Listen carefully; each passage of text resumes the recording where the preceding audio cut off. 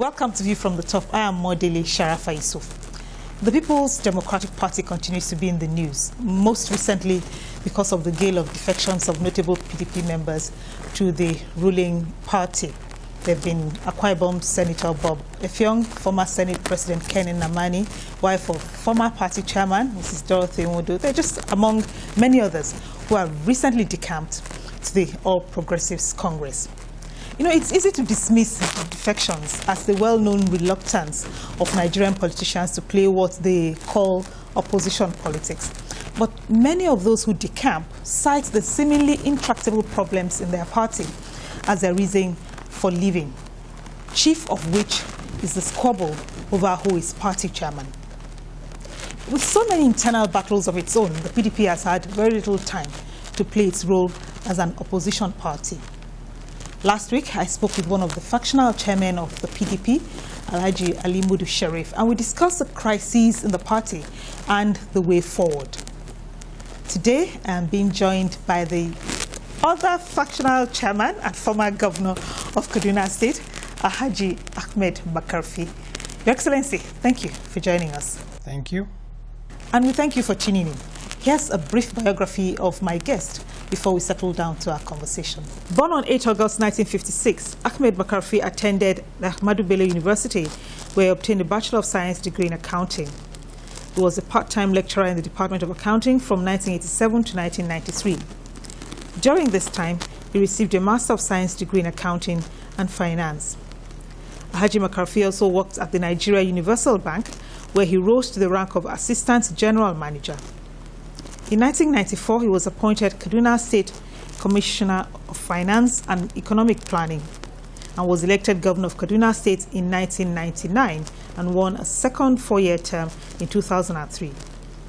In 2007, he was elected Senator representing Kaduna North Senatorial District and was re-elected in 2011. Senator Makarfi was appointed PDP chairman at a convention held in Port Harcourt in 2016.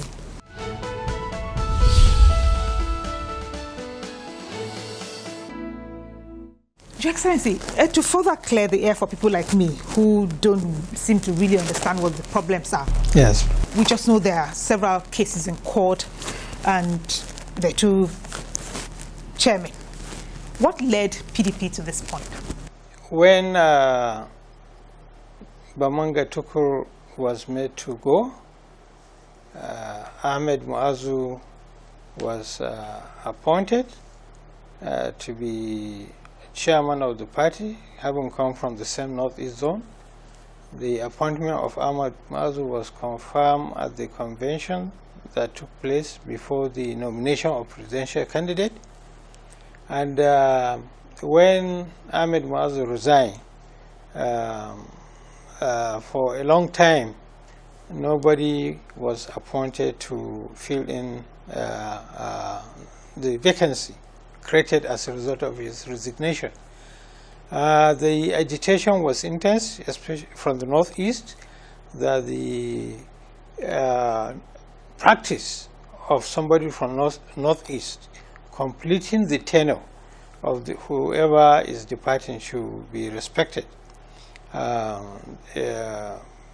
Convinced of that fact, the party at a national executive committee meeting appointed Ali Mudu Sharif for a period of 3 months to complete the tenure of Ahmed Muazu, and that was also subject to ratification by convention of the party.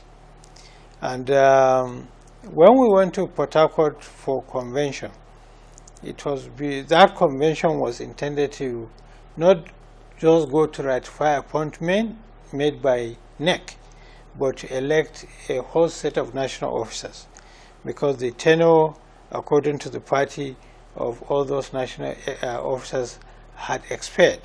And this is what Ali Mudu Sharif and some people are contesting, the power of the convention to take the decision that it took.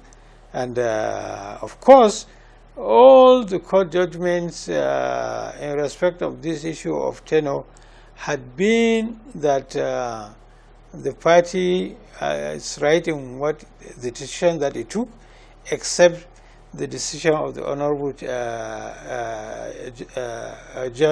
Abang, and that is what is on appeal in Abuja.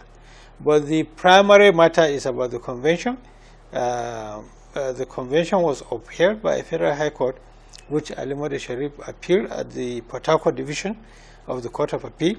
This matter has been heard, and the Honorable Court has adjourned for judgment. So we're all waiting for a date when the Court of Appeal in Port Harcourt will give its judgment in respect of the validity of the convention. Last September, there was an agreement between the two parties, and it was made public by the PDP. How did that reconciliation effort break down? Well, the agreement reached before an elder statesman was that the Ali Modi Sharif side will collapse into the caretaker committee and will work together to set a time frame and come up with a guideline to conduct a convention that is all-inclusive. And we are to go and consult and come up with equal number of members of a committee that will look at the nitty-gritty of, the peace and reconciliation efforts, the issues of how the procedure for withdrawing the court cases, all matters of zoning, all other matters, so that, once and for all, we can get out of this problem. We were ready with a list of 15. I believe they are also ready. The argument now came, what scuttled this was when Ali Modi Sharif submitted a position paper that he has to be recognized as substantive chairman, of the party, for that to go ahead.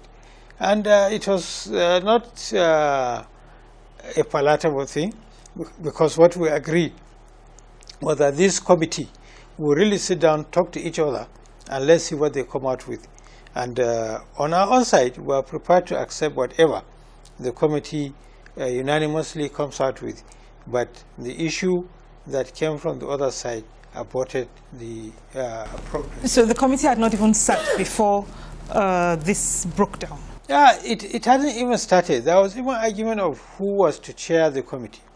He suggested names, and some of the names he suggested, we had interactions with them one-on-one, and we know that they prefer to play a fatherly role, not taking a central role.